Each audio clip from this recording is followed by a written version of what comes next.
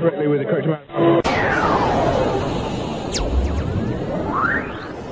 D20 Radio, where gamers roll. www.d20radio.com.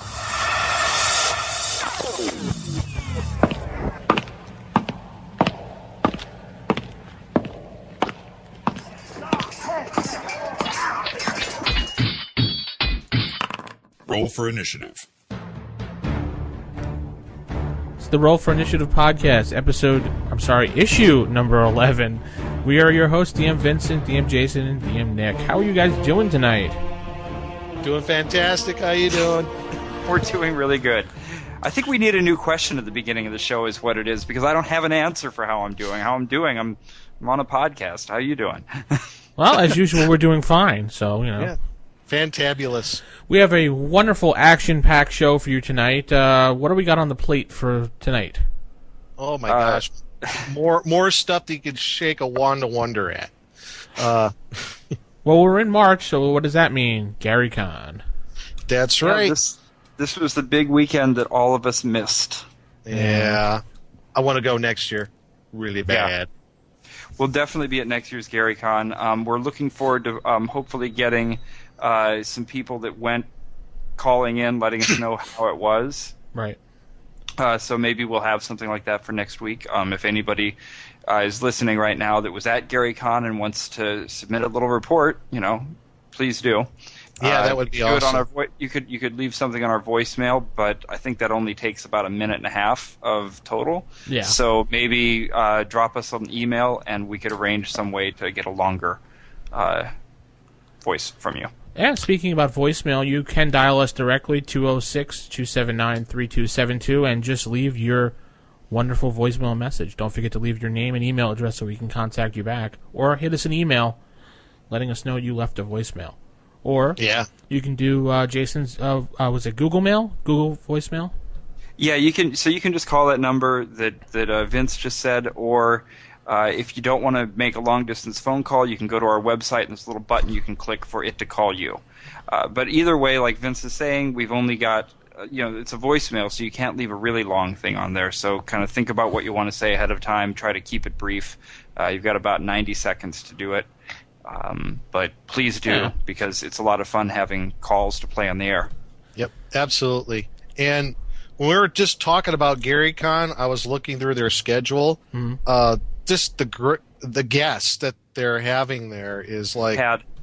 Yeah, it just got done today. Yep. And you got James Ward, Tom Wham, Frank Metzer, Rob Coons, Tim Kask. Lots of old school gaming there. I know Metzer was he was running To the Aid of Falx, which was one of his one of a series that he did way back in the days of the RPGA. It was exclusively through the RPGA when they actually sold it through them. And they have another adventure called Escape from Castle Greyhawk. So just lots of cool stuff that was going on, and I wanted to go so bad.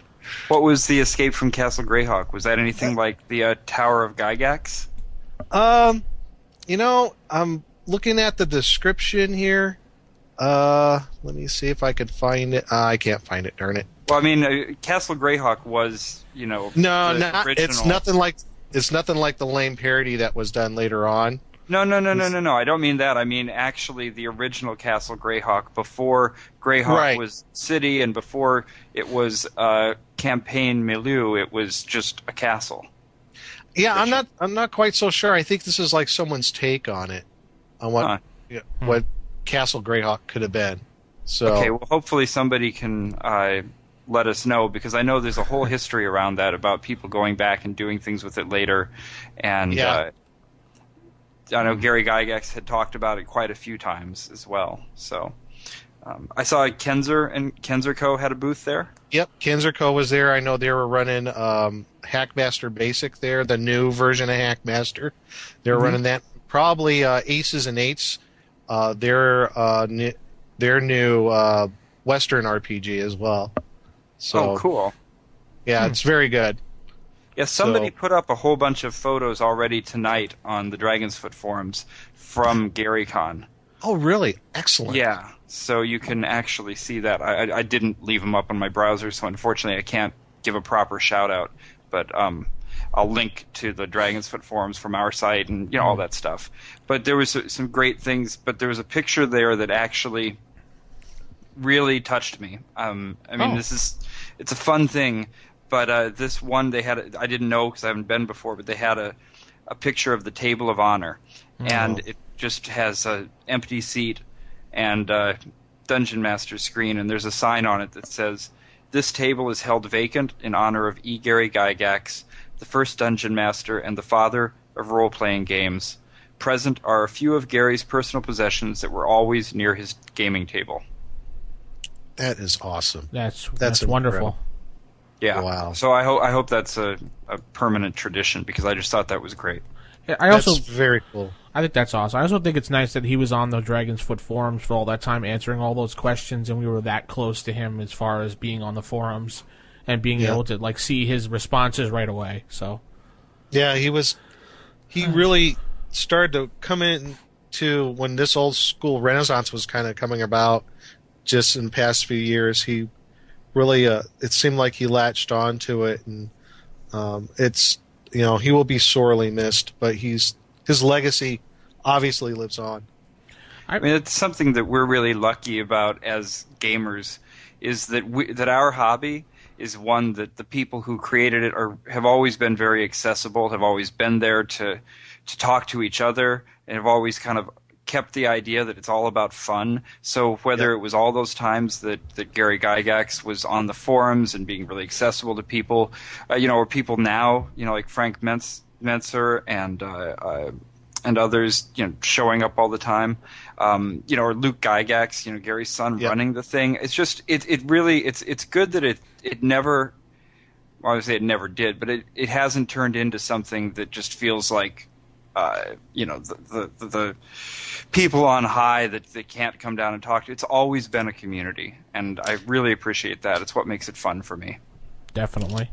Yep, absolutely. Yeah. So if you want to listen to our show and see how things went in the past, our past issues, you can check us out, rfipodcast.com, where you can contact rfistaff@gmail.com is our email address.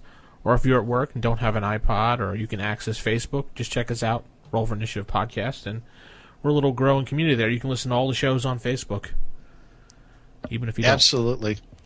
Even if you don't. Speaking of links, what do we have? I would like to put a little special thank you out to someone that. Thanks, Nick.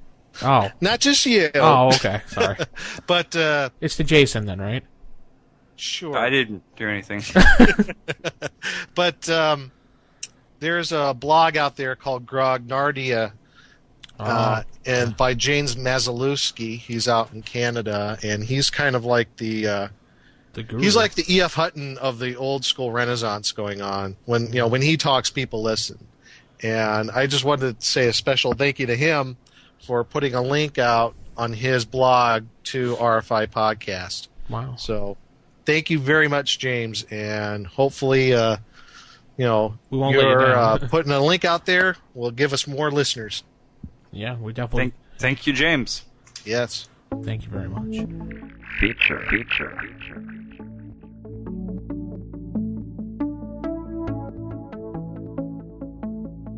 So that's going to bring us into our feature of tonight of the issue of Poison. Now, there was an ongoing topic in the forums at Dragon's Foot, Jason, that you were involved with regarding the issue of Poison. You want to take a step in and lead us on that one? Okay. Well, it wasn't the longest in the world, but I thought it was really interesting.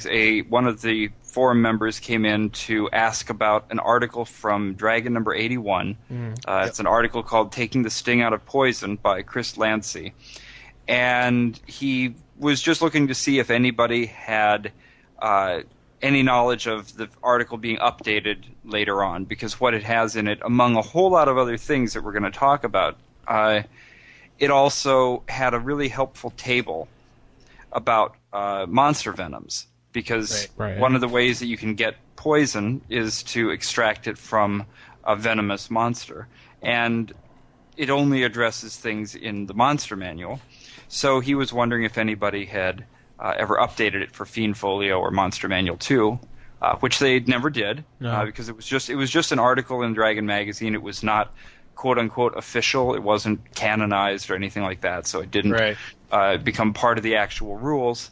But I thought it was really interesting because even though in gameplay, just constant, when you're going at it and you're trying to just get things done, you don't necessarily want to have an extra 20 tables to look up to get something done.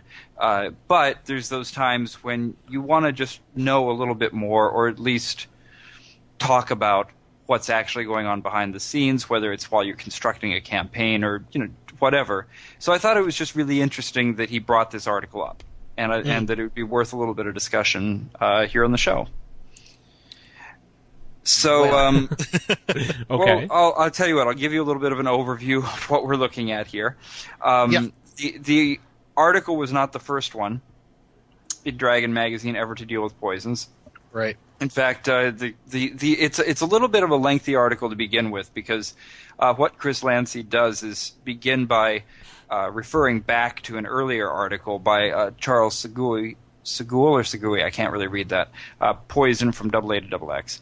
And saying, here's what it did wrong, blah, blah, blah. So it starts out feeling a little bit Talmudic, but then it starts actually getting into the stuff. And what's good about this is he looks at the 5 different types of poison.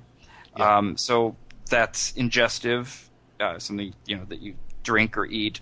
Insinuative, which is something that has to be introduced into your body, such as being stabbed into your bloodstream.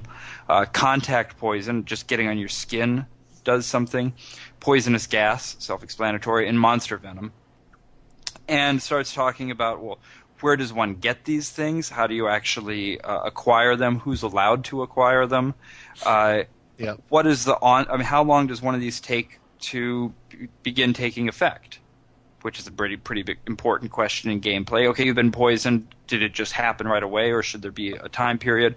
Are there antidotes, not anecdotes, et cetera, et cetera. So I thought that this would be a good place to start in terms of how you guys have used poison in your games before, and if you've ever had any questions come up, or kind of.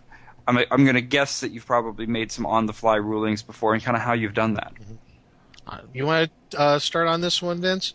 Sure. I really haven't used many poisons because I've never had assassins in any of my games. When I did play an assassin myself, the DM was always just like, all right, fine, you find the poison you want. So there was no real imagination going on with that. So Yeah. And I do remember an article, I think, in a later Dragon dealing with assassin poisons. So I think that was in more towards another edition that shall not be named. So, that's probably a good reason for somebody to pick up this particular article. Is because it's hard for a DM to introduce poison into a game without thinking about all the different things that come into it. So you might as well just say, okay, fine, you bought your poison and you're using it. Kind of boring, but it actually. Let's run down through the list really quickly. So first of all, the thing about about poisons is that good poisons in the AD&D world are just inherently evil. The very concept of using poison is evil. I'm not going to get into the alignment discussions about this, because this is one of those things where you have to say, this is the game, it's not supposed to be real life, and you could argue forever about whether it's evil in the real world, but in this game, poisons are evil.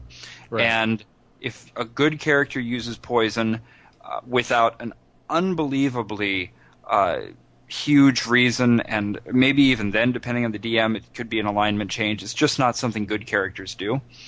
And it's something that primarily is in the realm of assassins. If you're using poison in a town and the Assassin's Guild gets wind of it, even if you're an evil character, if you weren't hooked up with the Assassin's Guild, you're probably going to find out more about poisons than you wanted to know firsthand. Right.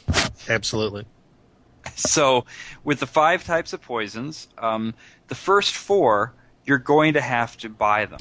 The 5th one, monster poison, monster venom, we can talk about in a minute. But the first 4, they go from type A through type I don't know, 5As, etc. I don't know how many different types there are. Honestly, I haven't studied this enough. A ludicrous amount. A ludicrous amount, yeah. And I think that's kind of one of the places where the DM might want to just be expedient about it and say, I'm just going to pick what I really need out of this. The fun part is in trying to figure out how you actually use them. So ingestive poison is the first one.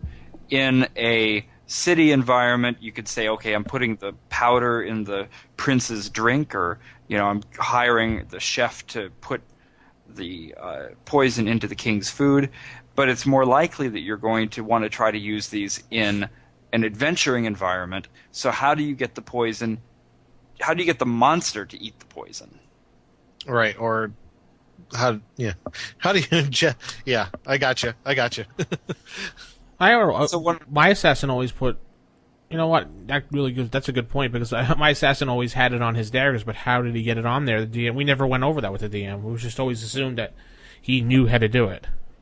Well, the daggers, that's a different type. That's your insinuative poison. Right.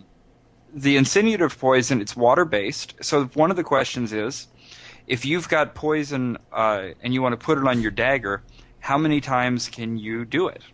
If you've got a vial of poison, is it a one-use thing, or how many times can you do it? So one of the things in this article is a handy little table, and I love tables. So this handy little table gives a list of different weapons: dart, arrow, spearhead, polearm, hand axe, dagger, etc., and how many doses or how many coats you can get out of a dose.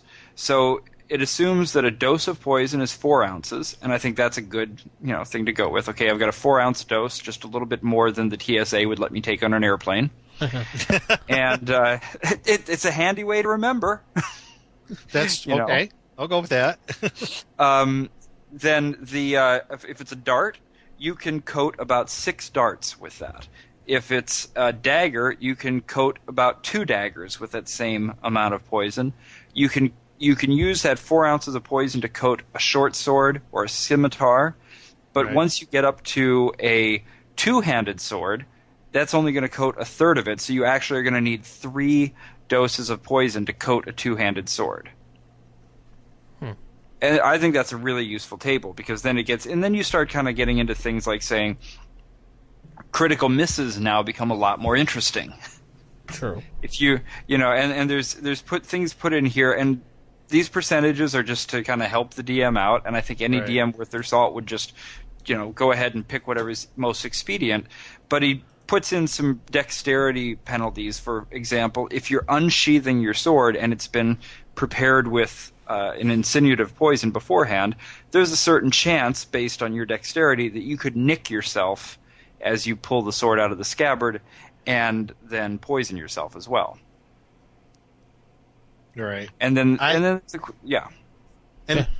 actually, this is kind of where I have an issue with this particular article. Okay. Even though I like tables and stuff of that nature too, I thought this was like getting way too detailed into the minutia of things. I thought I even remember kind of this issue when I have it. I think I glanced over. I thought this is too long. I'm gonna go on to What's New with Phil and Dixie, and because I don't even think I read it. I'm like, huh? Like AAA poison and C. And to me, it's just like, I think, in my opinion, it's just it's complicating things way too much. Yeah. Well, I mean, I definitely agree that you should be able to do what you want as far as making some of these decisions, like how he gets into a lot of detail. For example, giving you the percentages based on your dexterity that you're likely to nick yourself pulling it out.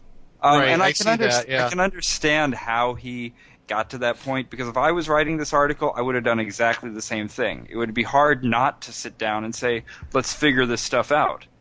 And if you're a DM using it, that's just there to help you if you want it. You don't have to use that. Right. And I probably wouldn't use that particular thing. If anything, out of this article, the only thing I could think of maybe using is the stuff about the the monster venoms. How what type can be harvested from what monster.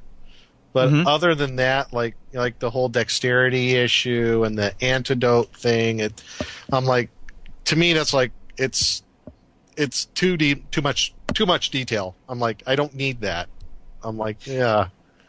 But you're still going to need to know if your player says to you, okay, you're a DM, you've put poison in the game, right. And one of your players is playing an evil character and gets a hold of the poison. And says, okay, how much did I find? Okay. I would make something up. Okay, along with me. So you make something up, it. and you make something up, and you decide. And he says, okay, well, how many times can I use this? So you wing it, you make it up, but at some point you're going to write that rule down if the poison's going to keep on happening in your campaign, right? So why? So why? Well, if not, then I think the player would be. Kind of getting cheated a little bit. Well, you should give them a predictable world. No, I like it completely random. I would say this. Yeah. Well, I think that the table in the DMG is perfectly fine. I mean, page 20, I'm like, what type of poison, the cost, the damage it does, how much, onset time. That's all I need. I mean. In my opinion, I don't need any more. If you want more, go for it here. It's like, but for me, it's not. Yeah, it's not particularly useful in that case. I like to keep it as simple as I can at most times, even though I enjoy tables. Don't get me wrong, but I would prefer something a little more simplified. Just I think, in my opinion, this stuff in this article is it's too much for my taste. Well, what I would say to do if you prefer something more simplified, because you're not going to keep this article sitting by the gaming table and when something happens, sit there and read through all the paragraphs that he's written. Which, by the way, I mean, I do really enjoy because I like to just settle down with a good read, and I found it really entertaining. But it lost me after like the third paragraph. I mean, I think he had some pictures. Wow. I mean, seriously, when he was like getting into all the, all the different types, like double, AAA poisons, how many vials you can get per year, I'm like, boring. Yeah. Well, what I do with these types of things, the same thing I do with the Dungeon Master's Guide or anything else, is as I'm going through, I make my own notes because I don't I don't like to be flipping through the Dungeon Master's Guide all the time, looking for trying to read through the paragraphs and decipher exactly what was happening when there's a game going on. But at the same time, I actually really appreciate the fact that it's written that way. And when I read other gaming systems, and I'm not just talking, Tetsunoban type of stuff, I'm talking, any gaming system where they've kind of eschewed the flavor of the writing just to get to the rules. I feel like, I'd like to feel those flavors of the rules. But what I do is I keep tables in my notebooks, I keep notes in there, and I can just quickly go to it and say, okay, the point of this was, while the article was very entertaining to read, and I enjoyed sitting around with a cup of tea and, sitting out back and, reading the article, what I actually had to remember from it is I can have this many doses on a blade because of this. This particular poison is this strong. And don't forget that if you're trying to get monster venom out, there's going to be some things to keep in mind, like did the monster get stabbed or did it get hit with a club? What was the likelihood of that? To Vince's point, I think that's one of the things that also is really interesting here is just the bit about the monsters. But yeah, I actually find that part of the article, and I think I said that I find that part of the article useful about the monster venoms, and I read the thing on the Dragon's Foot forums about has anybody expanded that list from monsters and the Fiend Folio Monster Manual 2 and what have you. That would be a pretty good project, and we might have to look into that. Or if some of our listeners would love to do a project like that, go ahead and that would be knock fun. yourself out. And article, we would maybe. be more than happy to post it out on our website. Right. That would actually be a lot of fun, I think, to sit down and try to figure that out. Because we actually had a... No. it's terrible when I remember something from a forum as if it happened in my game. Wow. There was somebody. Oh, I'm getting old. Somebody on the forums was asking something quite a while back about what if I want to, I don't know, skin the monsters or something else. Oh, yeah. And, just kind of got me thinking, whenever stuff like this comes up, if you want to get monster venom, how does your character know where the poison sac is? Right. So that might be something that have to be attributed to, like, that's where you might be getting into something like either you can have a skill set for that, or if you're talking AD&D, you might attribute it to something that might be a magic user might know, or a cleric might know, and they can make, like, depending, if it's a magic user, maybe make an intelligence check, a die roll based off of their intelligence, maybe with some sort of modifier you can come up with. So I would say probably an elf would know. If we that's a possibility, or a ranger. Ranger, yeah.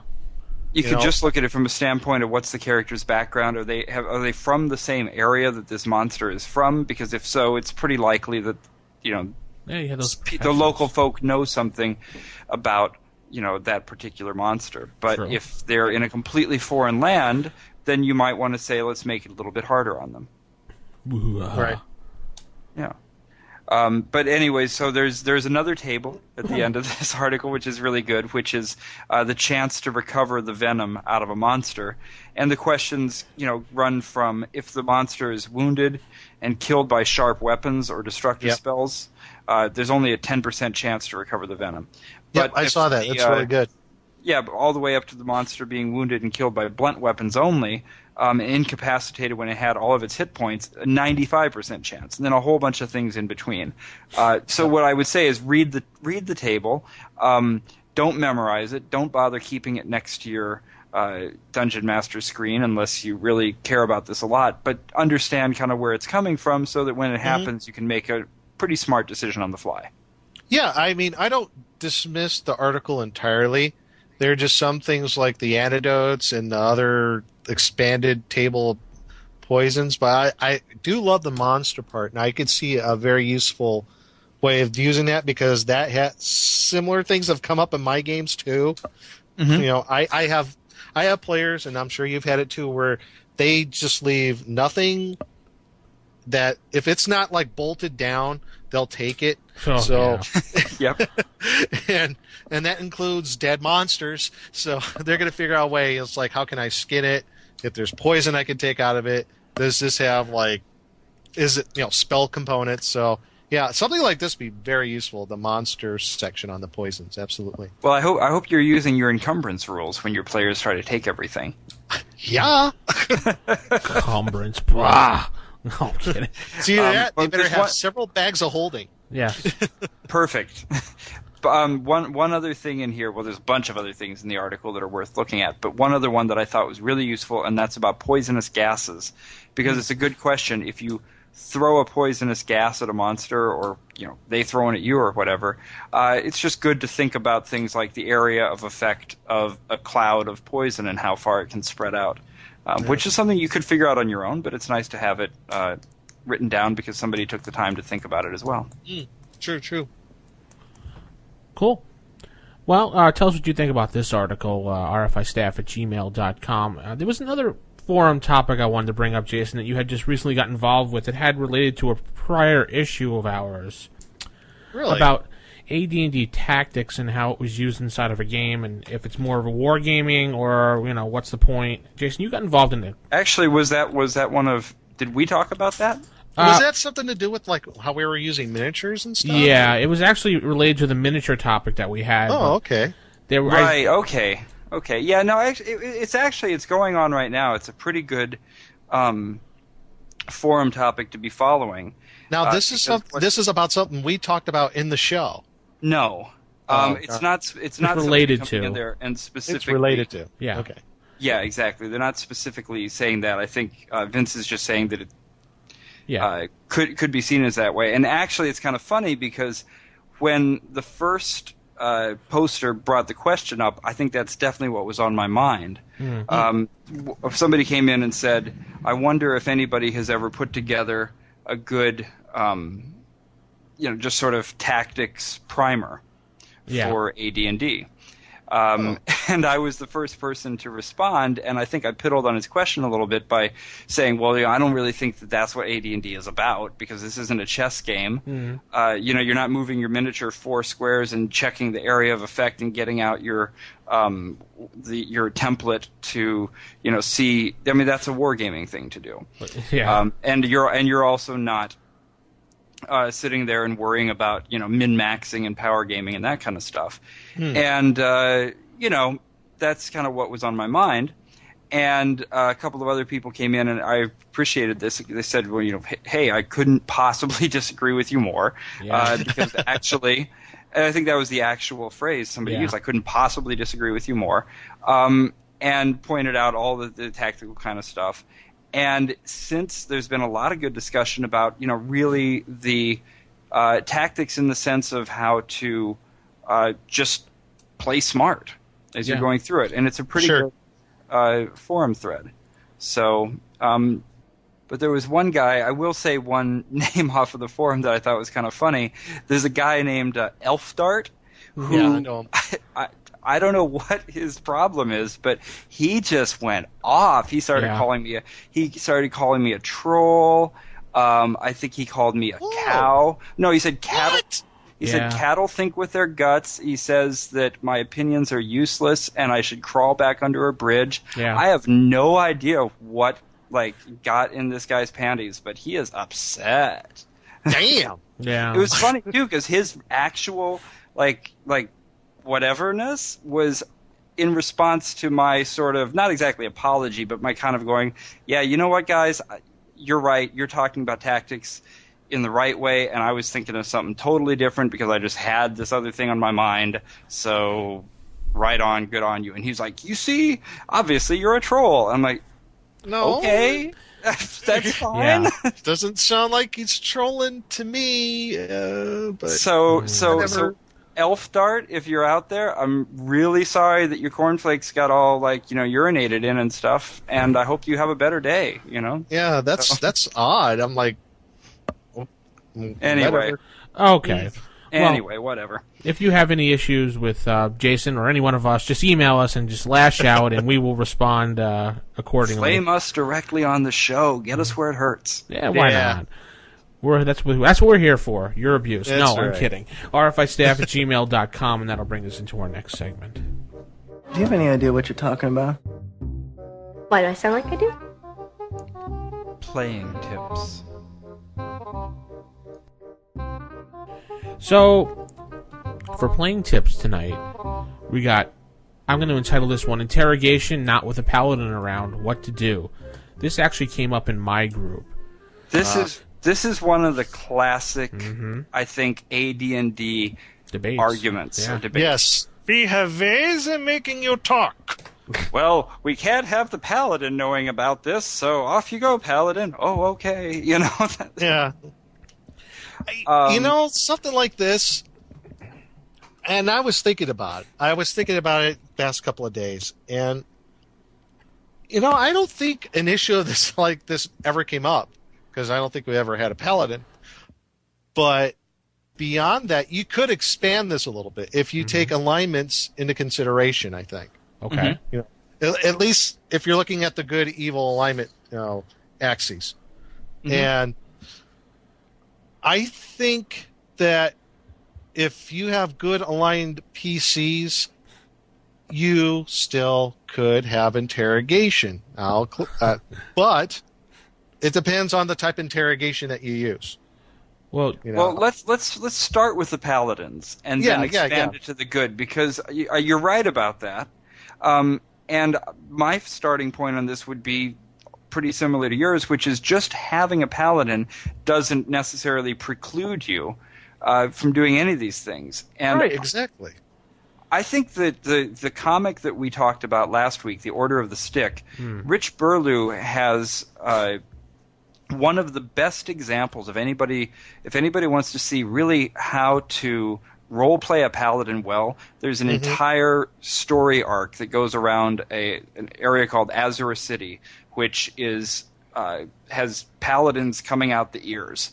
Okay. And And so he gets a chance to really explore the personalities and the different types of paladins. So you've got one paladin named, I think, Mizo or something, who is, or maybe Miho, who is, just kind of the over-the-top paladin that you usually think about. She just is obsessive in her quest for lawful goodness everywhere, and she sees her gods, driving her hand even when she gets a stain on her shirt. It's in a particular shape. She's like, "This stain means you want me to wipe out the stain that has come across our lands. I will do so."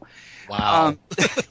Yeah, and then you have some of the paladins that are a little bit more easygoing and all that kind of stuff. So you see the whole spectrum of it. And so I was thinking about this in terms of what would happen in that game if there was interrogation coming up. And the paladins hold an incredibly just blood level hate for the evil that's in their lands, the goblins and the hobgoblins and such. And when you're reading the comic and you read all through it, you get to see the goblins and the hobgoblin side of things too. So even though they're evil with a capital E, you start understanding that they're sentient creatures too.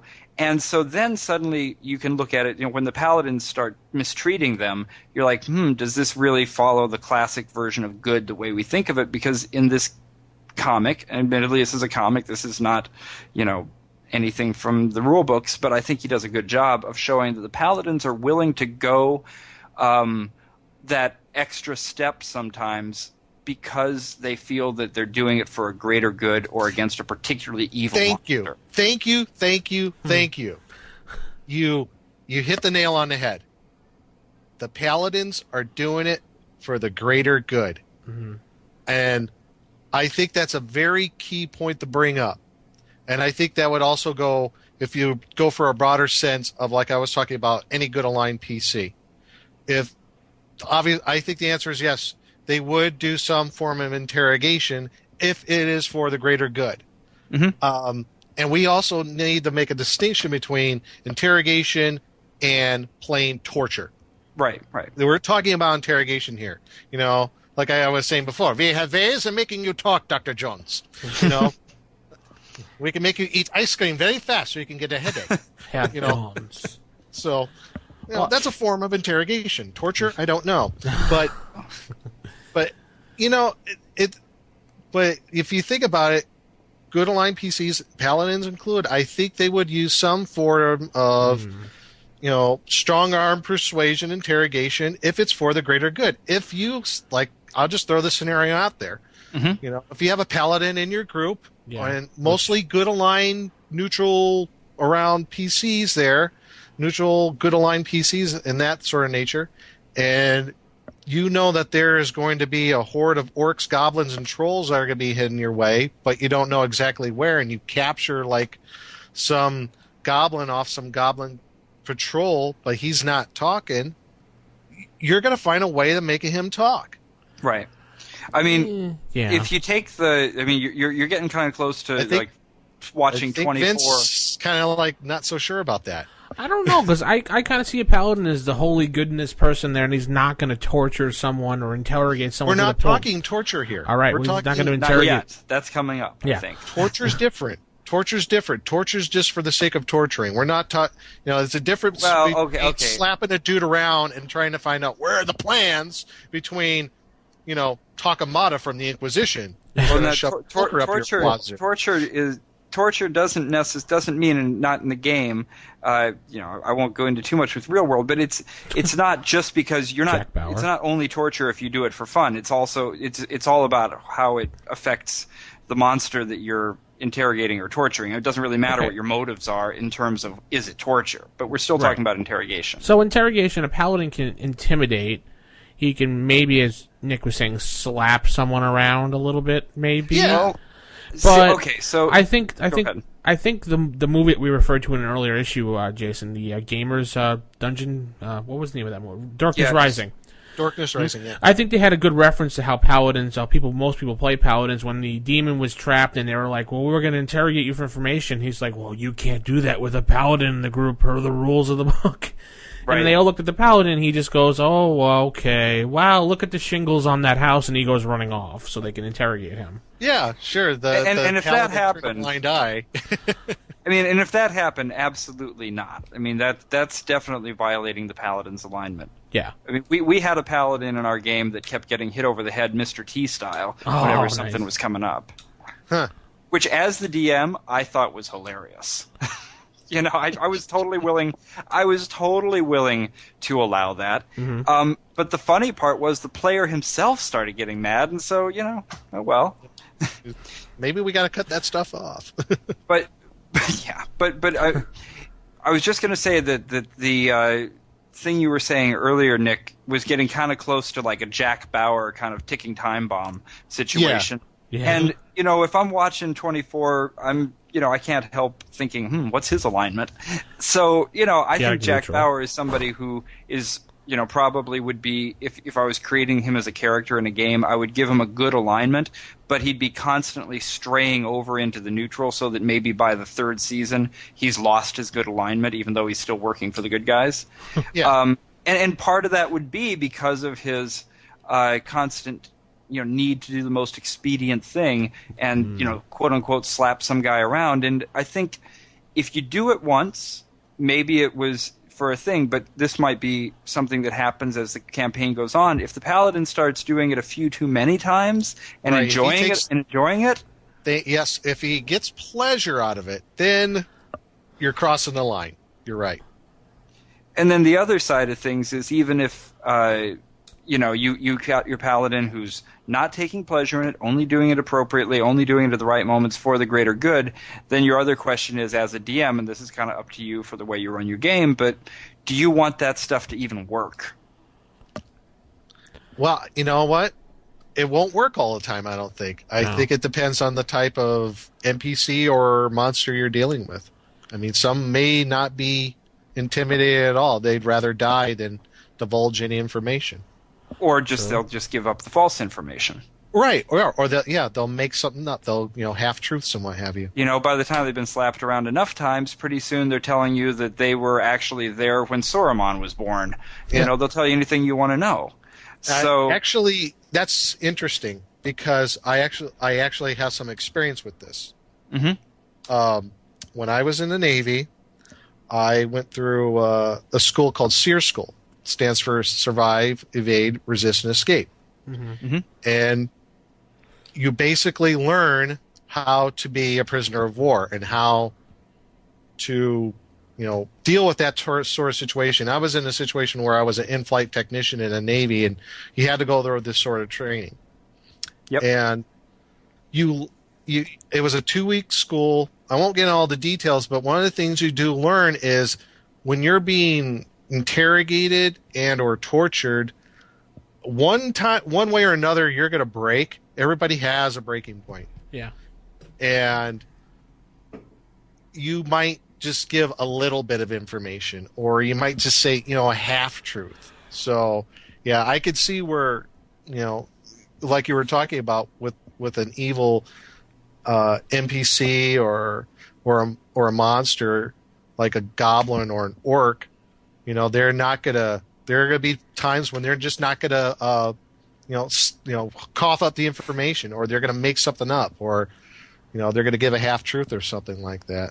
So. Yeah. So one thing you could do when you're playing the monster as the DM is you could, like you just said, if you think that they've thought about it ahead of time, maybe they've got some half truths ready to say, or if they haven't thought about it, maybe by the time you break them, they're just telling you so many things that the truth might be in there, but they've just told you 10 other things just to get and you don't know what it is.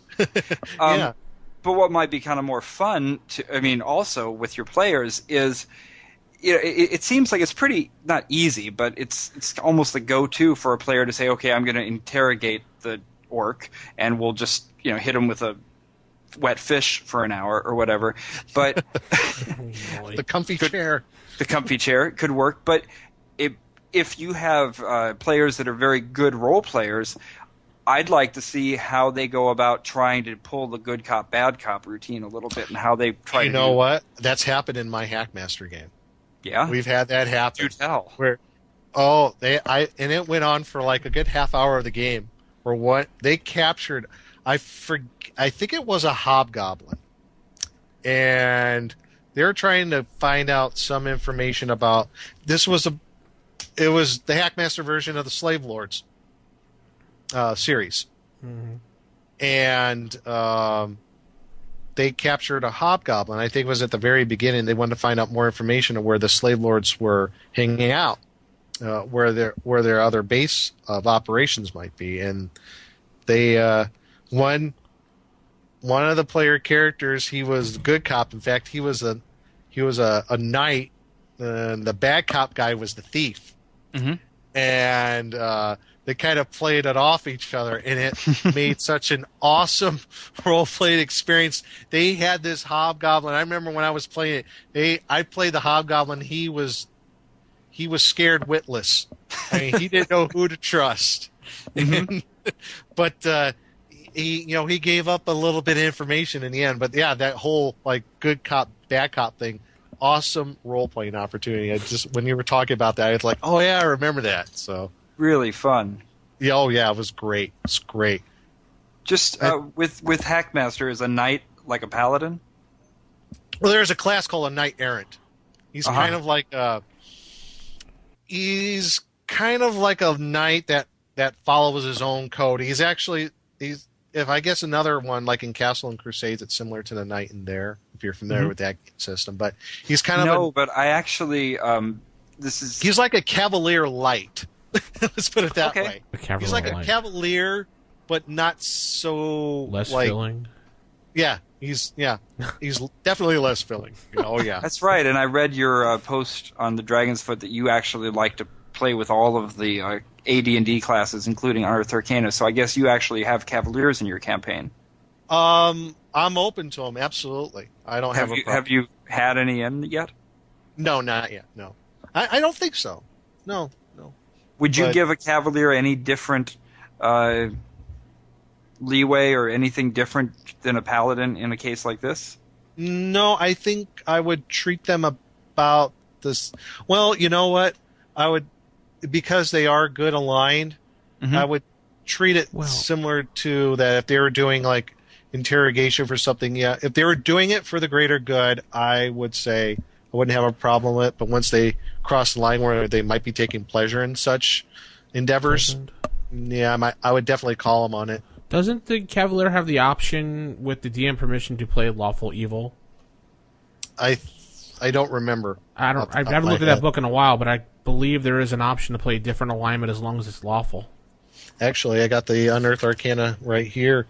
Let us know. Actually, must be initially be of good alignment. I figure, that's what I thought. So after a certain amount of time, you might be able to change your alignment then. Yeah. So that would be a DM permission thing to go to maybe lawful evil or lawful neutral? Yeah, sure. Absolutely. Well, I think the lawful evil cavalier can probably do all of the stuff he wants then. Absolutely. So the reason why I brought this up because it came up in my group, and I just want to see what you guys had thought about it, because I was playing a paladin because I wanted something a little different, and the rest of the group, of course, was playing chaotic neutral. Oh, God. Yeah. You can't really be in that group, can you? Well, I had no other choice, but, I mean, they're not... No, I mean, as a paladin, can you really be in a group of all neutral characters? Why not? As long as they're not committing evil acts in front of my eyes that I could see or sense. That's true. That's true. I don't know. There's something suddenly kind of setting off my spidey sense about. I don't have Dungeon Master sense is tingling. So I got. Do either of you got a player's handbook in front of you? Because I would like to know if you look under a paladin, I think on page 22, it says something about. I said that like I just knew. I was looking into the Dungeon Master's Guide. But oh my God, it says something about was. That's just sick. Does it say anything in there about they can hang out with? I thought it was. If it might not be on that page. Well, a chaotic neutral character can portray himself as chaotic good. Yeah, I mean, you're right. I just thought they couldn't hang out with evil, with other characters of evil alignment. Yeah, just can't hang out with evil alignment or evil aligned characters. I thought. just quickly glancing through, I didn't see anything about like chaotic neutral. Yeah. It might just be, you know what it might be? I might be thinking about thieves, and just thinking, that they can't hang out with thieves, and thieves can sometimes be neutral, and I'm just conflating things in my memory. Could be. Well, tell us what you think. You listeners out there, write to us and correct us so we know what we're talking about next time we have another show. That's not going to happen. We still won't know. Yeah, that's true. No, we will. rfistaff@gmail.com.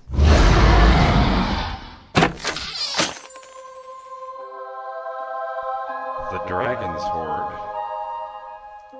Well, we got the Dragon's Hoard up here next. What do we have this week, Jason?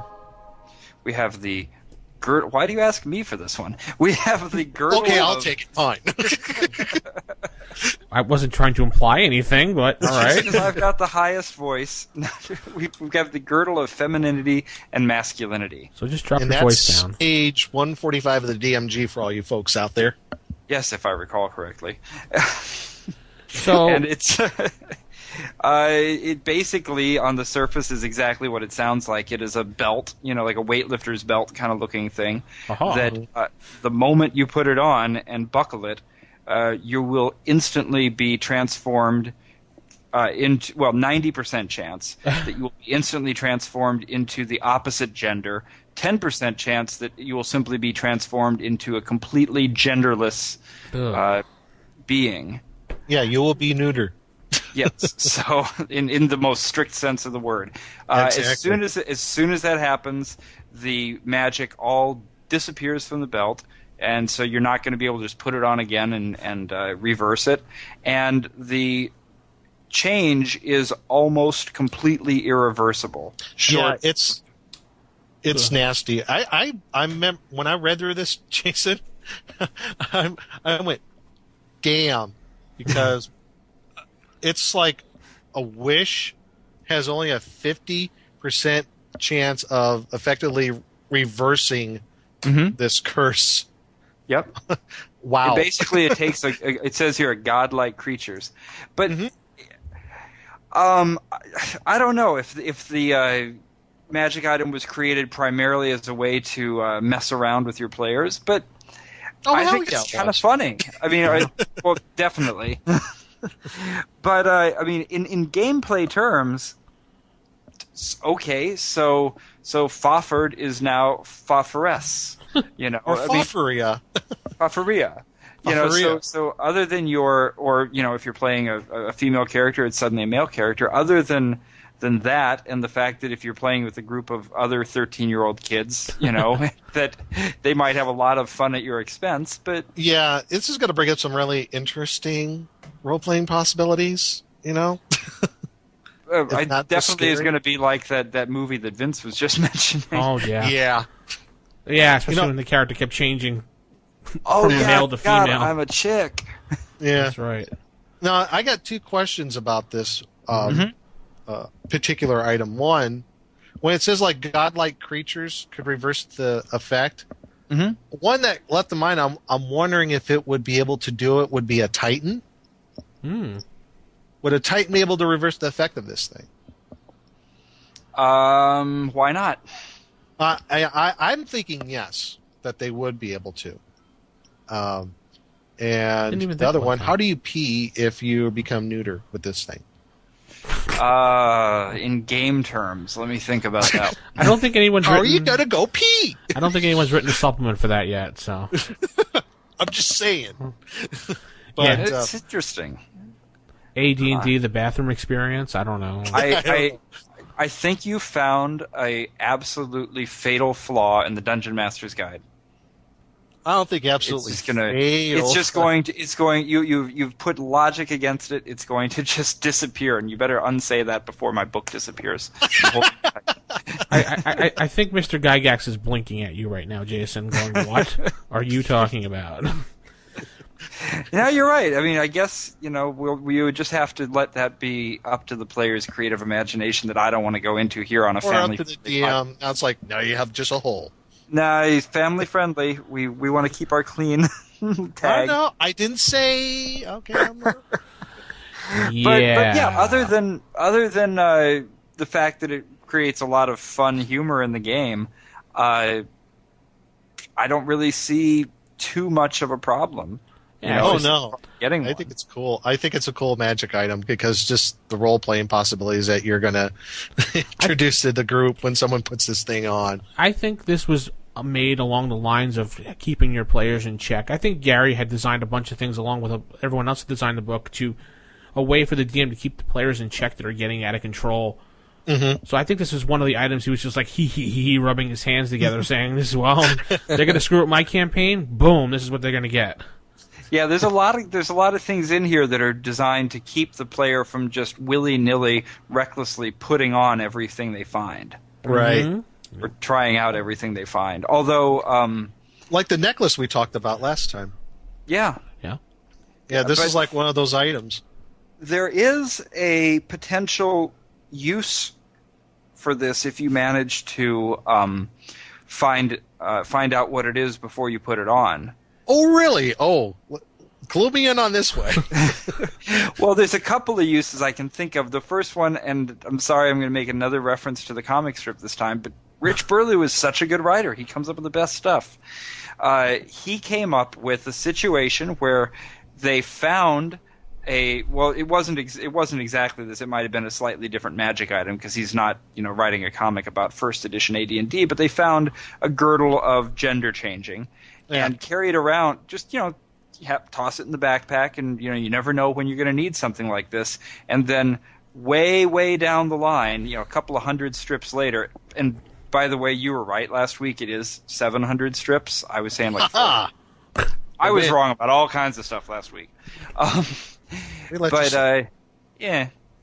So the characters are just carrying it around. Elan, of course, had it in his backpack because who's going to be the one most likely to carry that?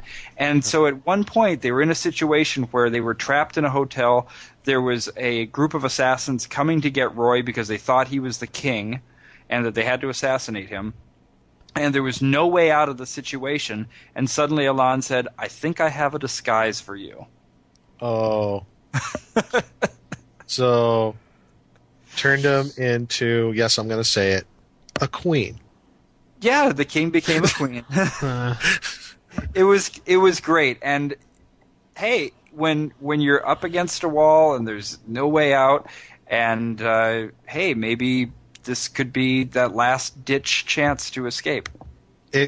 Okay, I guess I could see it using it as a disguise thing as long as you want to just play with that 50-50 chance of a wish working. Yeah. Afterwards, I don't know if I'd do that. Yeah.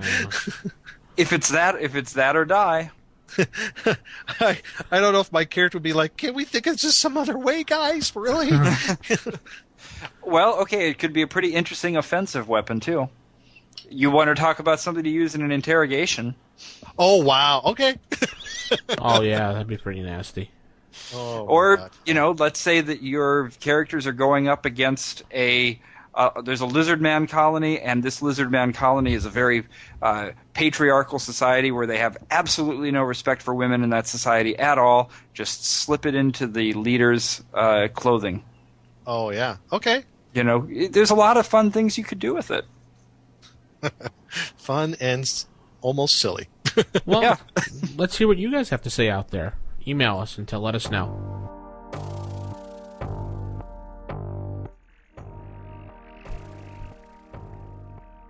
Creature Feature Theater.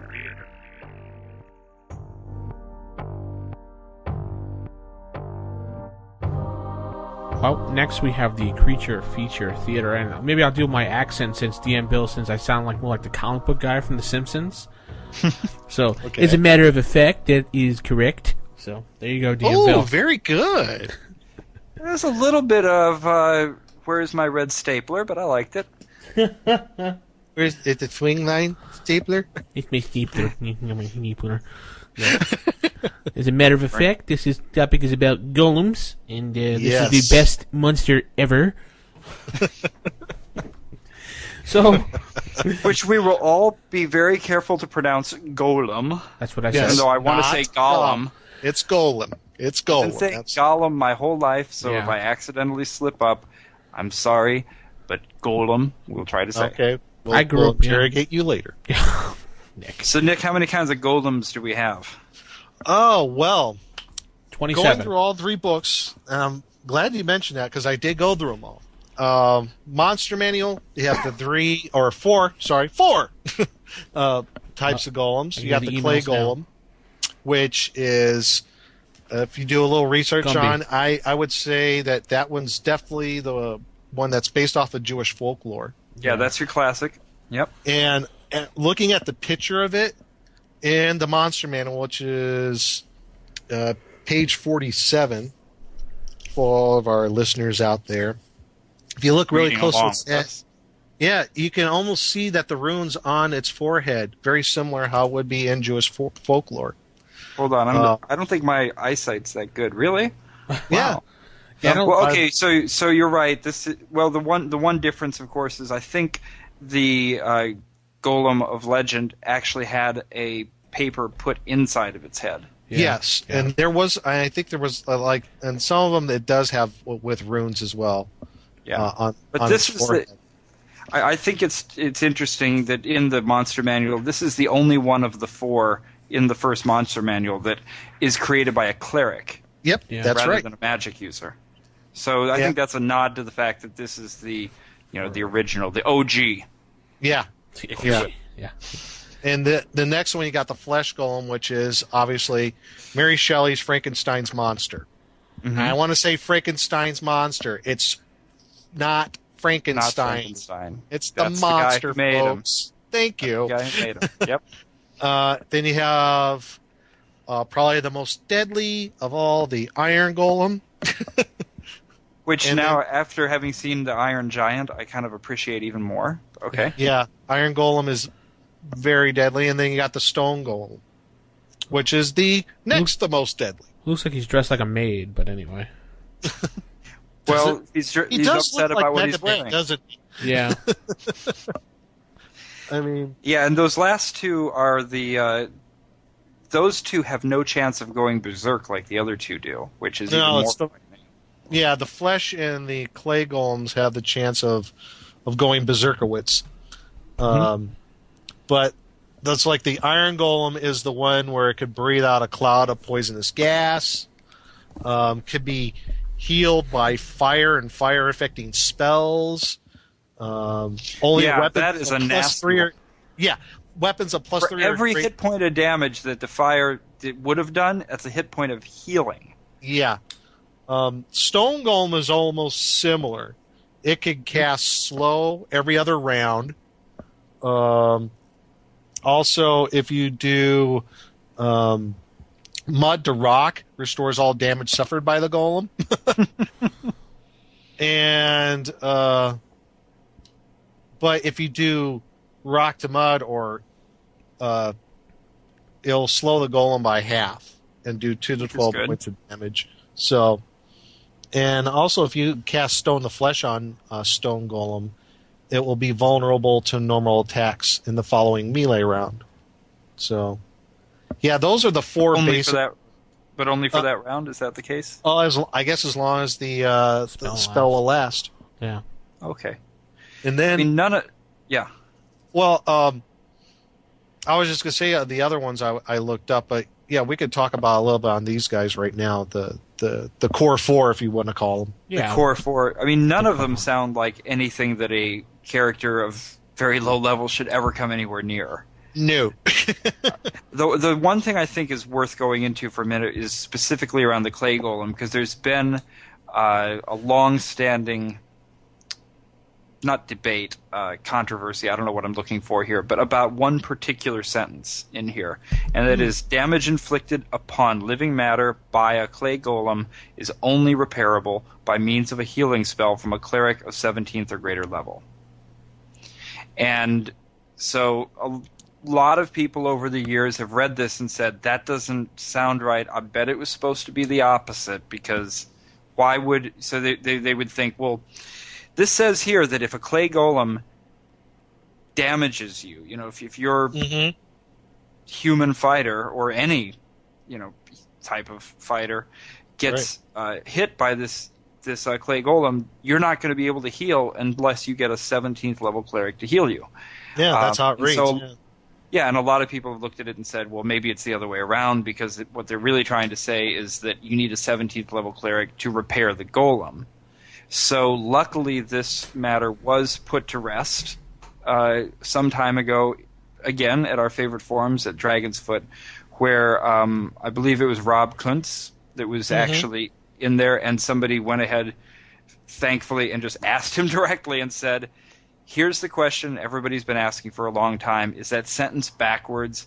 And he went into a really long kind of why I think it is backwards, blah, blah, blah, all the other things. And Rob Kuntz just said, yeah, do you see what it says in there? That's what it means. He's just like, that's it. It's right. That's the rule. Oh, that sucks. That's tough. Yeah, that just means you're going to get up if you get play golem. Okay, that just moved it right up there with the Iron Golem. Yeah. Wow. Now that you brought that to light, I'm like, okay. Yeah, anybody who's interested can go back and look for the Q&A with Rob Kuntz on the forums. He is very explicit about that. Yeah. Cool. That's great.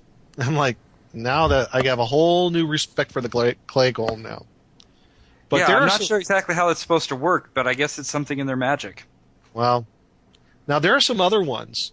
Going through the other books, the Fiend Folio, there's either golem or golem-like monsters. You have the Caryatid column, a column in the Fiend Folio. That's kind of like a stone golem light, if you will. And then you have the Iron Cobra, which is also in the Fiend Folio. It's very similar to a golem-type creature.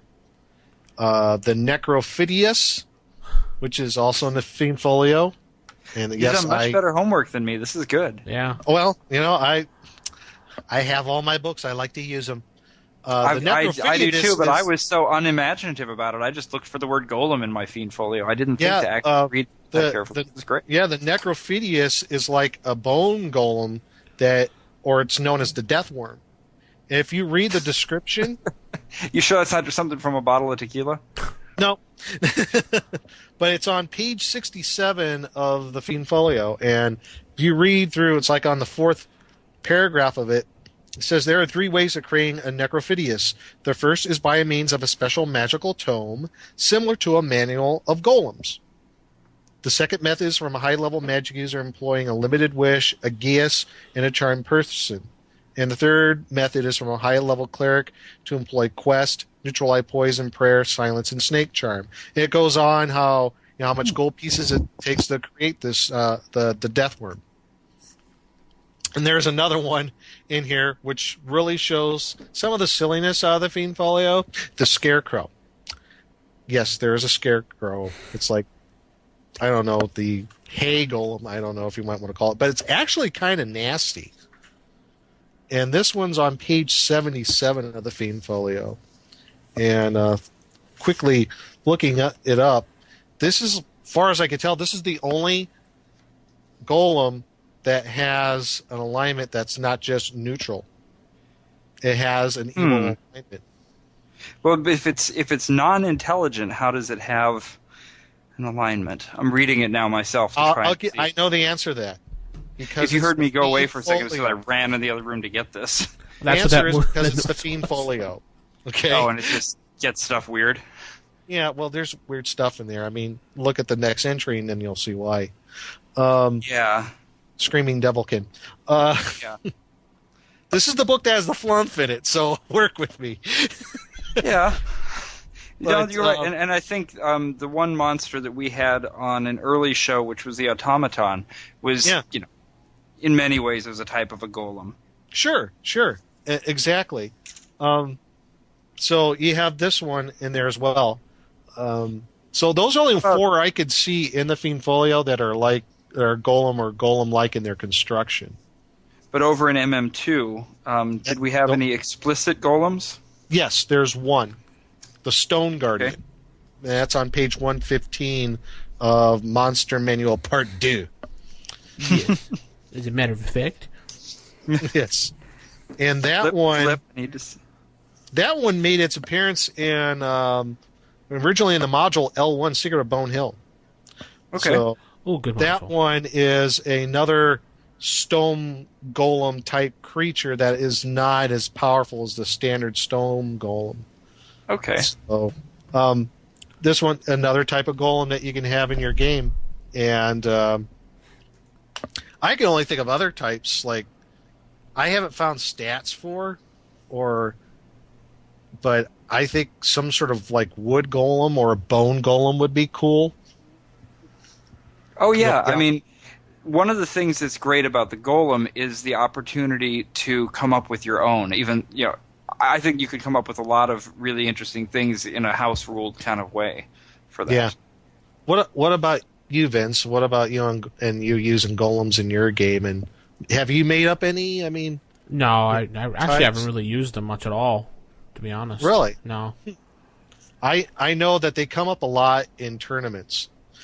Really? Like, at game conventions, there are modules are, written for game conventions and stuff, and it just never fails. At least one encounter is some sort of golem. Really? It just seems like that. That's interesting. I haven't had that happen to me yet. Yeah, it's just like there's a propensity of at least one encounter, and everyone I've been in, it's like, oh my god, another golem. It's like this is another way of the DM trying to kill us off. So I'm like, well, okay, I would do the same thing too. So, yeah, at least I've noticed that in my experience. So, I don't know. One of the things that there was a cover of Dragon magazine that Phil Foglio drew, which I like to interpret as having a snow golem on the cover. Yes, I remember that. where the snowman has come to life and is starting to. I like to think of Frosty the Snowman as a snow golem. I think you could keep going with this. I'd like to know if in an underwater adventure, if there'd be some way to have a water golem. A seaweed golem. That would be great. A kelp golem. A kelp golem. I could actually think of another one from some. Actually, again, out of Hackmaster, there's some interesting ones. There's one that's called a puppet golem. Think of Puppet Master movies, and they're little guys, and they're kind of nasty. There's also they have one. This is kind of bordering on the absurd, but there's the mud golem. You got one that you can construct out of mud and dirt and what have you. The gristle golem. Play. Ooh. Well, there's also it's made out of like gristle and fat. Okay. And that one kind of leaves a streak of grease and fat behind it, and you might be able to slip and fall and what have you. There's also one called the blood golem, which is made out of blood. That just brought up a thing. I was thinking of the movie Dogma, if you remember that one scene. That was exactly what I was thinking. I don't want to say that. that. I won't say this. I won't say it. This without losing our clean tag. Yeah, let's just reference the movie Dogma. Let's just assume that all of our listeners know what we're talking about. Yeah. You're talking about that demon thing. Yeah, that was more of a golem, I think. Yeah, I think so. Well, I don't know. Put it in your game. Put it in your game. Yeah, I would actually put it as a game as a demon. Yeah. I don't know. I can think of a lot of fun to be had with these things. All right. Poo golem. Okay. Nick had to go there. I said poo. Nothing. All right. Well, if you have any experience with golems, let us know. And if you want to create anything, let us know. We'll post it up on the website, rfistaff@gmail.com. Close your eyes and tell me what you see.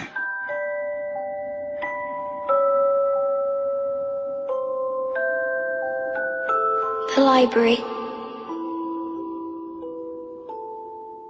So for the library this week, we have Dungeon and Dorks, a web strip comic since 2000. So what do you guys think? I was confused. Really? So, all right, I think you said that the original art has been redone. Yeah, they went back and... So, yeah, the first thing that happened was when I went back and looked at the first one because I want to read through a whole thing and catch up on it. Ooh. The fact that the artwork was the same as the newest one kind of threw me off a little bit. They went through quite a bit of artists and writers. I don't even think the original person still even does it anymore. I think he left many years ago and someone took it over from him. Really? So what was it like before? What was the old art like? Kind of more like towards the Order of the Stick type drawings. Mm-hmm. So it wasn't high. It wasn't that quality, but it really wasn't meant to be. So. And then they took some time off. They got some new artists and some inkers and some writers, and they went, as you see right now, they went back and redid everything. Wow. Yeah. It's what did you think, Nick? I thought it was okay. I think it's pretty good, but I think it has too much of the current edition of D&D in it. Well, yeah. As of right now, I remember one of the recent posts last year was they were saying we're starting a new campaign. Like, what's it going to be about? It's about the edition shall not be named, but I won't say it on this podcast. But you know what I'm talking about, right? But they did start with 3rd edition, so yeah. But they did show all the goofy things that happen. I mean, sure. Oh yeah. So basically, it's about a new DM forming a new group of players, and he lies to his players and tells them whatever they want to hear just to get them there in the group. And you got your stereotypical dumb jock playing the fighter. You got this little, this sneaky guy dressed in like a rules lawyer type, munchkin type guy coming over with his briefcase, throwing out all these different characters at the DM. And then you have your stereotypical, the artist is considering a woman wanting to play who's just playing a role-playing type character, who brings a booklet with her background information. Yeah, I read that. And then you have this little dorky kid that he just converted over to play the game that really doesn't want to play, but he's playing because his friend's making him playing. So yeah. So all in all, it's a fun little comic strip, I think. Yeah, it is. And like you were saying, just some of the common things that might happen at anybody's game table, it kind of plays up on that a bit, and that's cool. Well, yeah, one of the things, I don't know if it was the artwork throwing me off. I mean, or maybe I shouldn't have known that was gone back and redone, because when I was reading it, I felt like the artist and the writer had never been in the same room together. Probably, which I guess they hadn't. No. And I don't know. The writing just kind of it showed one thing it showed me is just how hard it is to really write a good webcomic. Yeah. Because there's thousands of webcomics out there.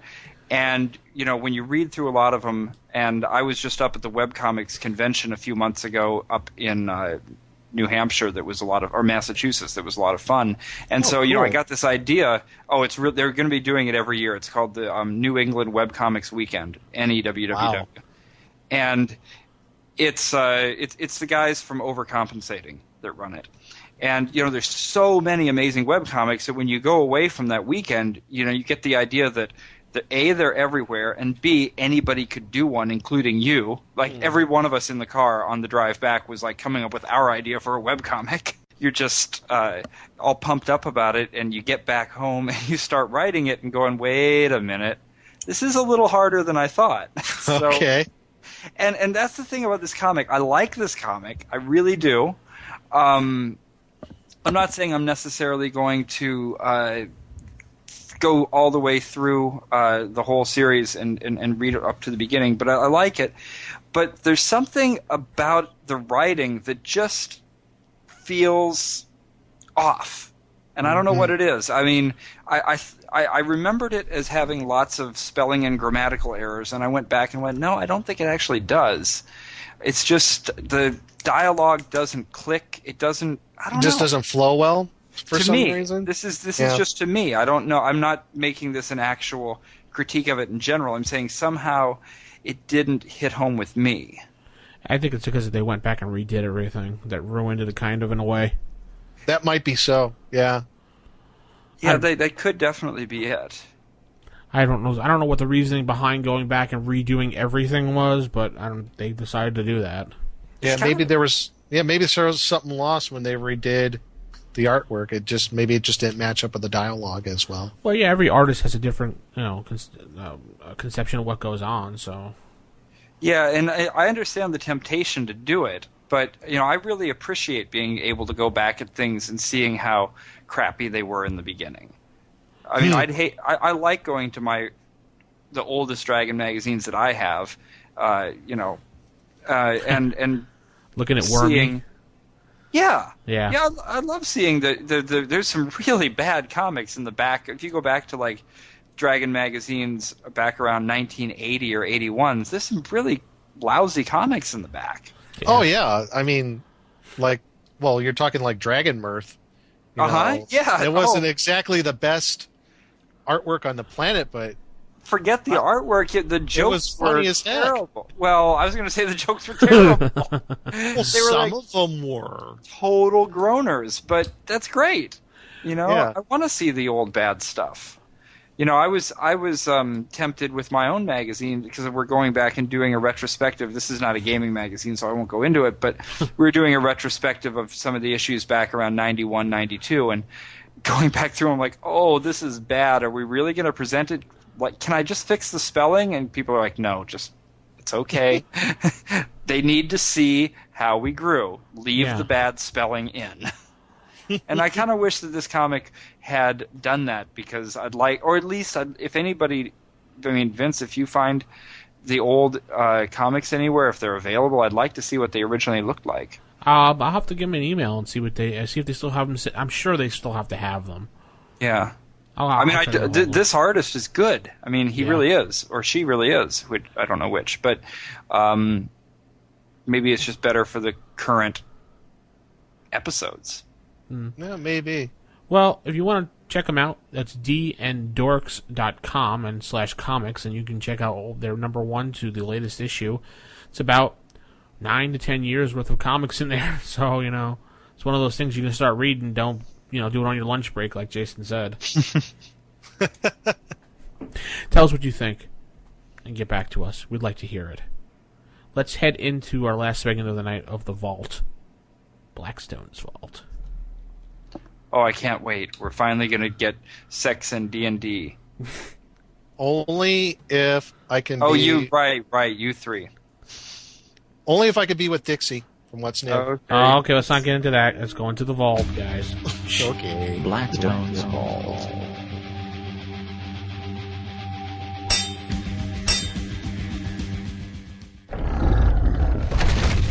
Hello, and welcome to another edition of Blackstone's Vault. I am your host, Blackstone, and this segment will be covering Module U3, The Final Enemy, the last in the U series of modules by Dave J. Brown and Don Turnbull, and the recommended levels are levels 3 to 5. Now, basically with this module, it continues on from U1 and then U2, and for the synopsis of those, you can go back to the previous segments of Blackstone's Vault.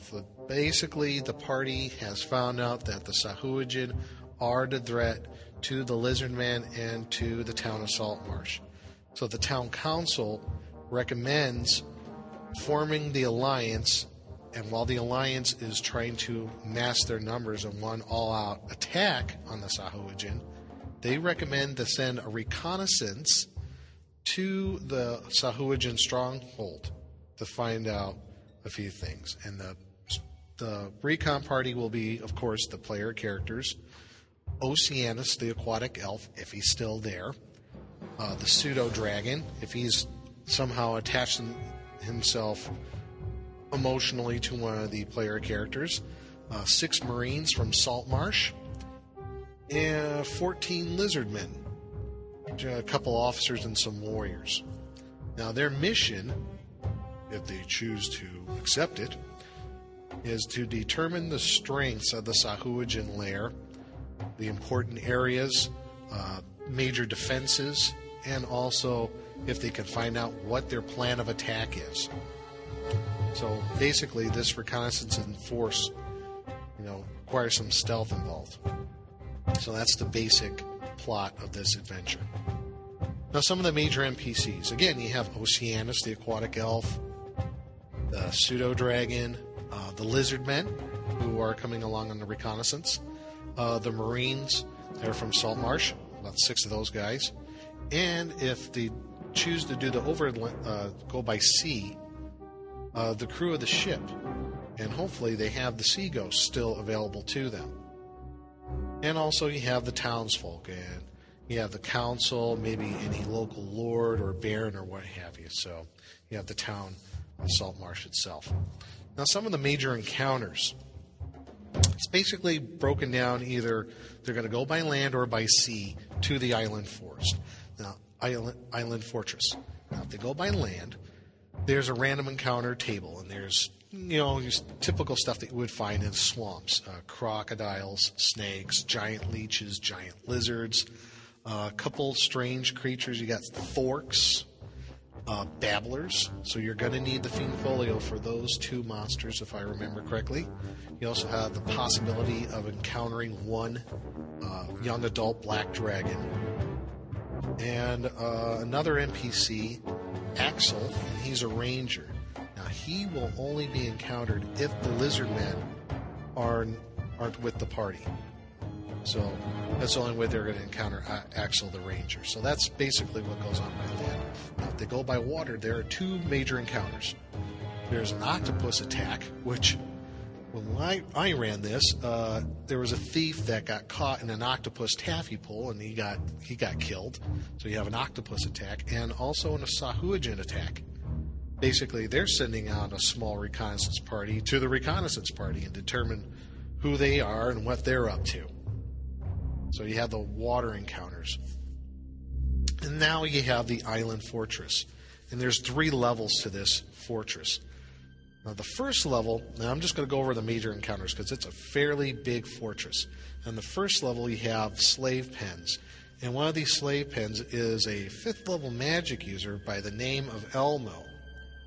Now, when they come across him, he's pretty much knocking on death's door. And if they were able to let him survive, he has some important info for the NPCs, which leads up to the next area, a secret treasure room. And in this secret treasure room, there are some magic items that are very useful to the party that will be for the next level if they get that far. So hopefully that information from Elmo will help them get to the treasure room. And there's also a hall that's being manufactured by some slaves. There's a hobgoblin, some lizard men, and some orcs. In this hall, there's some stairs that go down to level 2, and they'll see about 10, 20 feet down. There's a water line, and that's when the real adventure starts. The rest of the time, the next 2 levels are underwater. So, level 2, again, underwater. So they're going to have to make major preparations. Basically, lots of the quarters to many of the major Sahuagin, like the chieftain, the baron, the baroness. You have a hatchery that might come across. Also, the temple to the Sahuagin god Sakola. And when the PCs come across this temple, there's a sacrifice that's going to happen when they get there. And by the way, there's a shark there, if I remember correctly, a great white shark that's in this temple. So that could make a very interesting battle as well. There's also the throne room for the Baron. He's there, and the chieftain and some elite guards, and the Baroness quarters, where the Baroness is there chewing out one of her maids when they come across the Baroness. So that's the second level. And then you have the third level, which again is underwater. There's a lot of barracks for the Sahuagin warriors here. So there's many of those. There's a torture chamber where the PCs will come across a Locantha named Borgus. They're able to rescue him. There's also the prison cells on this level where there's a Triton by the name of Kish and his sea lion pet they might be able to rescue. Also, there's a giant eel that's found dead in one of these cells, and that was Borgus's pet. And Borgus, once he finds this out, will become a major ally to the players. In fact, he'll want revenge. So the amount of allies keep on piling up. Eventually, you might come across the treasure room on this level, major treasure room. In this treasure room, there's a Horn of the Tritons, which is Kish's. Kish gets that back. That's going to be a major benefit to the party because he's able to use that, I believe, multiple times a day since he is a Triton.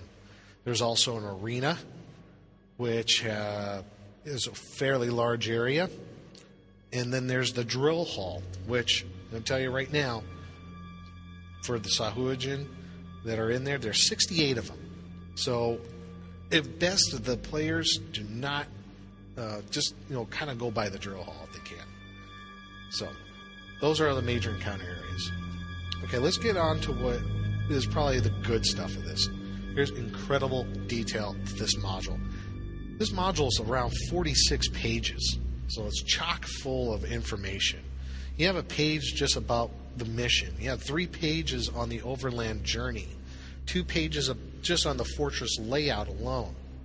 And there's a page on underwater adventuring, really helpful to the DM. So, just on that alone, a lot of information for you to help run this adventure. Also, I think another good thing about this module, it poses 2 major challenges to the PCs. One is the reconnaissance and force that they're going to have. For the PCs to succeed, stealth is the key. They must remain stealthy as possible. Stick to the mission, and they should survive. And then you have an alien environment that they're going to be in. I mean, they're going to be in water. There's a lot of preparations that are going to be needed for underwater adventuring. Maybe certain spells, magic items, certain types of gear might not work so well. Your combat's going to be limited. So, different alien environment's going to pose a major challenge. Now, some of the not so good stuff, and this is kind of minor quibbles in my opinion. Again, there's no detail to the town of Saltmarsh. Again, I think that's a minor detail, and any DM could take care of that. Also, there's no names for the Sahuagin, at least the major leaders. And that could be easily remedied as well. Add whatever kind of weird names you want. And what could be considered not so good is this can be a killer adventure if the player characters do not stick to the mission of remaining stealthy. Just a note for all you DMs, for this adventure, there are over 200 Sahuagin in the lair. Well, it's a lot. So that's some of the not so good stuff, at least minor, not so good stuff right there. Opinions, at least how I ran this one, to make it a little more interesting, besides just encountering Sahuagin after Sahuagin, I added some quote-unquote allies for the Sahuagin. I added some aquatic trolls, some aquatic ogres, just to, kind of like cannon fodder for the Sahuagin, if you will. I thought that made it kind of interesting. The players seemed to have thought that was kind of cool. And I also added some deep ones, if you're familiar with Call of Cthulhu. I was able to have the deities and demigods, the first edition of that, to add the deep ones. Again, just like I mentioned in previous segments, I combined this module with Module L1, Secret of Bone Hill, which made it great, in my opinion. And all in all, I think this is the best of the 3 modules. This one ran really well. It has a little bit of everything in there. A little bit of combat, a little bit of NPC, PC interaction. So, has everything there for whatever kind of player that you may have. You can find this module on eBay from anywhere from $1.75 starting bid up to $32. So it can be found there on eBay. So that's it in a nutshell on U3, the final enemy. I think it's the best of the 3 modules. I think you have a blast with this in the whole series. I think it'd be a real awesome kickoff to a wonderful campaign. My next module I'll be covering, I'm not so sure yet, but I have a lot of them to choose from. So until then, this is Blackstone signing off, saying may all your hits be crits. Well, that's going to wrap up our show for tonight, guys. Aw, so soon? Yeah, so soon. Good show. It was really fun tonight. Yeah, so I'm looking forward. Hopefully next week we'll be having some stuff from GaryCon. Actually, while this show was going on, we got an email in from one of the guys over at Dead Games Society, which, by the way, big shout out to Dead Games Society in Chicago, which is a great bunch of guys that are keeping all the old games alive, whether it's Top Secret, Gamma World, Boot Hill, you name it. Nice. And AD&D, of course. And we got an email from him while the show was going on letting us know that... in fact, there was somebody there doing a little interview with them, and so maybe we'll have some things to talk about from GaryCon next week. Oh, very cool. And we have a voicemail that we want to play on next episode. We just got recently, too, so we'll throw that out as well. Mm-hmm. Throw it in. I meant, throw it in. So next week on the plate, we'll have some fun things. I'm not going to tell you anything, but a little teaser. We're going to go over another webcomic, and I'm going to surprise the two of you guys. It's called Roll for Initiative. Oh, what? No.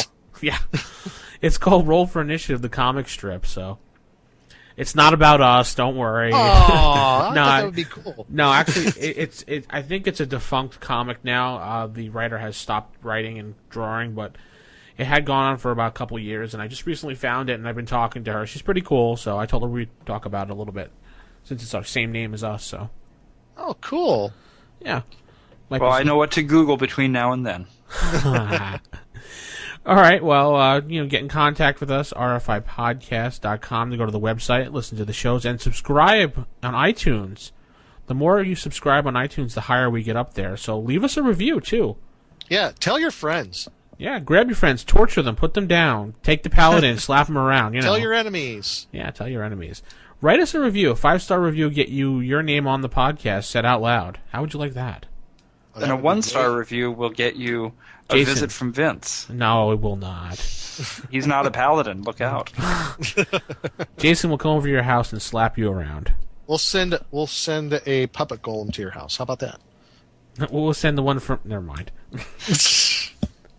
That's going to wrap everything up. Keep it original, keep it old school. I'm DM Vince signing off. Later, everybody. Bye-bye. Goodbye.